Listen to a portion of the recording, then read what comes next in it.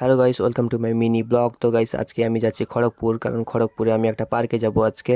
তো গাইস, আমি ফটাফট করে পার্কের সামনে চলে গেছিলাম অ্যান্ড পার্কে আমি ঢুকে পড়েছিলাম টিকিট কেটে। টিকিটের মূল্য ছিল 20 টাকা। তোমরা যদি ফুল ভিডিওটা দেখতে চাও, নিচে ভিডিওর টাইটেল আমি মেনশন করে দিয়েছি, নিচে তোমরা ফুল ব্লগ গিয়ে দেখে এসো। অ্যান্ড এটা হচ্ছে মিনি ব্লগ ওটার।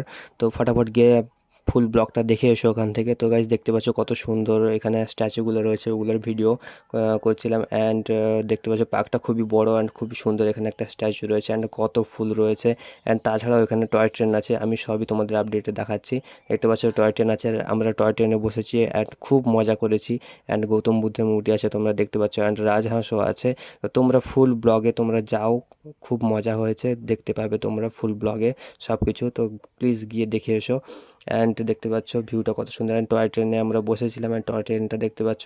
অ্যান্ড মিনি ব্লগটা আজকে এই পর্যন্তই। আসছি নতুন ব্লগে, তাড়াতাড়ি গিয়ে দেখে এসো। টাটা।